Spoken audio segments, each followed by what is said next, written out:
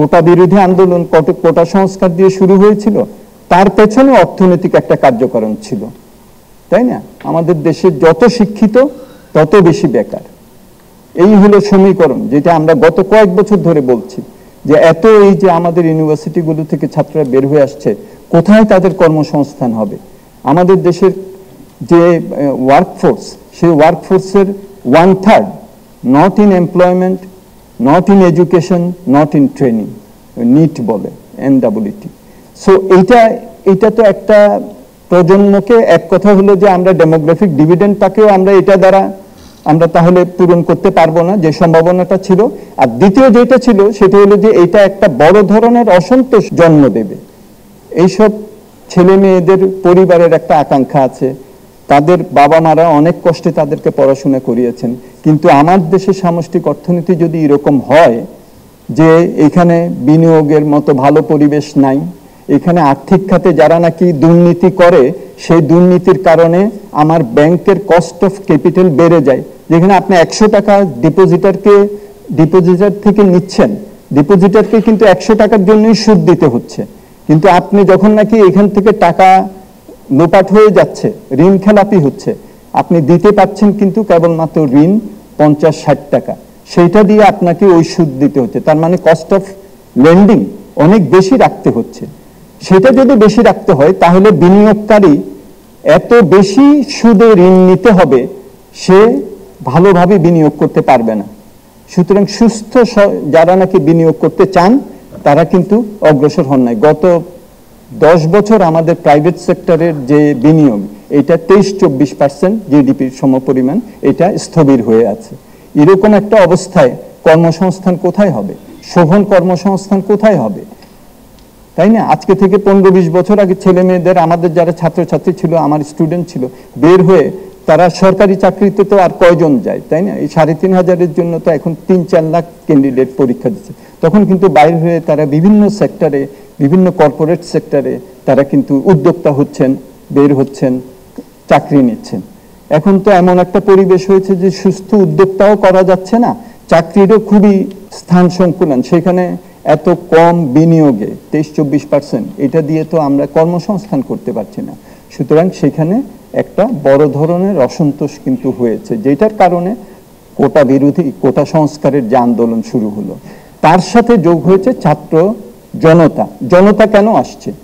গত 2 বছর আমরা দেখি মূল্যস্ফীতি এমন একটা জায়গায় গেছে যে যেখানে নাকি তাদের বাবা মাদের, তাদের অভিভাবকদের, তারা দেখেছেন যে ক্রমান্বয়ে তাদের ক্রয় ক্ষমতার অবলোপন হয়েছে। 100 টাকার জিনিস 150 টাকা হয়েছে 2 বছরে। গড় মূল্যস্ফীতি দিয়ে তো আর বোঝা যায় না। সাধারণ মানুষ তো আর এরোপ্লেনও কিনেন না, আর সাবমেরিনও কিনেন না, গড় মূল্যস্ফীতিতে তো সবই আছে। কিন্তু তাদের যে মূল্যস্ফীতি, যেটা নিত্য প্রয়োজনীয় পণ্যের মূল্যস্ফীতি, সেটা তো আর 10%, 11% না, সেটা তো গত 2 বছরে প্রায় 50%-এর মতো বেড়েছে। তাদের কি আয় কি সেরকম বেড়েছে? সুতরাং ক্রয় ক্ষমতার একটা অবনমন তাদের হয়েছে, এবং সেইটাও একটা অর্থনৈতিক, তাদেরকে একটা চাপের মধ্যে ফেলার ফলে তাদেরও এক ধরনের, তাদের মধ্যেও একটা উষ্ণা প্রকাশ পেয়েছে। তার মানেটা কি? তার মানেটা হলো যে ছাত্রদের যে কোটা সংস্কারের আন্দোলন এবং জনতার যে অর্থনৈতিক যে একটা পরিস্থিতি, ক্রয় ক্ষমতার অবনমন, এটাও কিন্তু যোগ হয়েছে, এবং এইটা সম্মিলিতভাবে এই গণ অভ্যুত্থানের দিকে নিয়ে গেছে।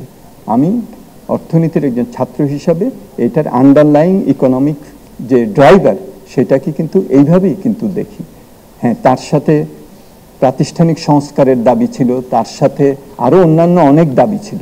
এখন আমরা মনে করি যে সংস্কারগুলি এখন করা হচ্ছে বিভিন্ন, আপনারা জানেন যে সেন্ট্রাল ব্যাংকে এমন একজনকে দেওয়া হয়েছে, আমরা তাকে অনেক দিন ধরে চিনি, আমাদের জ্যেষ্ঠ অর্থনীতিবিদ, আমাদের প্রফেসর ইউনূসের কথা তো আর বললাম না, আমাদের অর্থ উপদেষ্টা, আমাদের অন্যান্য যারা আছেন আমাদের ইন্টারিম গভর্নমেন্টে, সততা, নিষ্ঠা, কর্মদক্ষতা নিয়ে তারা কিন্তু অনেক দূর এগিয়ে নিয়ে যাবেন। এটাকে টেকসই করার দায়িত্ব কিন্তু আমাদের, এটা কিন্তু আমাদের মনে রাখতে হবে।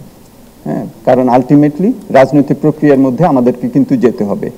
এখন আমাদের ব্যাংক পরিচালনা পরিষদে বেশ কয়েকটা পরিবর্তন আসছে। আমার কাছে একটা প্রশ্ন আসছে যে এটা ব্যাংকিং খাতে সুশাসন প্রতিষ্ঠায় কতটুকু সহায়ক হবে। আমি মনে করি যে এটা সব সমস্যার সমাধান দেবে সেটা আমি মনে করি না, কিন্তু এটা একটা বড় পদক্ষেপ। আমরা আগে দেখেছি যে আমাদের এই ব্যাংকিং খাতে যে বোর্ড অফ ডাইরেক্টরস যারা ছিল একই পরিবারের মধ্যে, আপনারা চিন্তা করতে পারেন আমরা কতবার বলে একই পরিবারের এই যে সদস্য বেশি যাতে না থাকে সেটা একসময় এটা 2 জন ছিল, এটা শেষে এটা 3 জন করা হলো। এক সময় এক পরিবারের ওই যে একজন যে ডাইরেক্টর 6 বছর পর্যন্ত থাকতে পারতেন। এটা পার্লামেন্টে যখন বিলটা পাস হয় এটা 9 বছর হিসাবে গেছে, একজন হাত তুলে ওটাকে 12 বছর করে দিয়েছেন। এক পরিবারের থেকে ওই ডাইরেক্টর 12 বছর পর্যন্ত উনি থাকতে পারবেন। এই যে এইসব ব্যাপারগুলো ছিল, আমি এক ব্যাংকের ডাইরেক্টর, উনি আরেক ব্যাংকের ডাইরেক্টর, তা আমার ব্যাংক থেকে আমি এত পার্সেন্টের বেশি আমি ঋণ নিতে পারবো না। তো কি করলাম, ওনার ব্যাংক থেকে আমি যথেচ্ছভাবে ঋণ নিচ্ছি, বিনিময় উনি আমার ব্যাংক থেকে যথেচ্ছভাবে ঋণ নিচ্ছেন।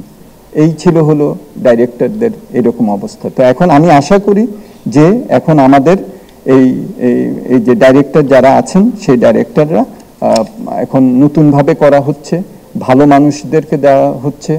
ইন্ডিয়াতে বোর্ডের ডাইরেক্টর হতে গেলে আমরা দেখেছি যে বিভিন্ন ধরনের তাদের ক্রাইটেরিয়া আছে। আমাদেরও নতুনভাবে ক্রাইটেরিয়া, আমাদের কিছু আছে ক্রাইটেরিয়া, এগুলো ঠিক করতে হবে যাতে করে কেবলমাত্র টাকা থাকলেই রাজনৈতিক একটা যদি সংযোগ থাকে তাহলেই ডাইরেক্টর হতে পারবো, সেটা যাতে করা না যায়। বড় 5টি শিল্প গ্রুপের আর্থিক লেনদেনের হিসাব যে চেয়েছে, আমার মনে হয় যে এটা স্বচ্ছতা জবাবদিহিতার একটা অংশ। তাদের ইনভেস্টিগেশন করে যদি সেখানে যদি কিছু না পাওয়া যায় তাদের এত চিন্তা করার কি আছে। কিন্তু আমরা জানি এইসব গ্রুপের সাথে অনেক ক্ষেত্রেই অনেকেই জড়িত যারা নাকি আর্থিক খাতকে ধ্বংস করেছেন, শেয়ার মার্কেটে বিভিন্ন ধরনের ম্যানিপুলেশন করেছেন। এবং আমার মনে হয় যে যারা ভালো ব্যবসায়ী তাদের কেন এটা চিন্তা করতে হবে। জবাবদিহিতা আনা হলে আমার মনে হয় সামনেও যাতে এটা এরকম না হয় সেটা নিশ্চিত আমরা করতে পারবো। সুতরাং এখানে কোনো আমি মনে করি না যে এটা আমাদের, এটা অনেক সময় বলা হচ্ছে, এখন আপনারা শুনবেন যে অমুক এত বিরাট একজন ব্যবসায়ী, ওনার এত জন কাজ করছে, শ্রমিক কর্মচারী অফিসার আছেন, ওনাদেরকে যদি হাত দেওয়া হয় তাহলে তো অর্থনীতি তো ধ্বংস হয়ে যাবে।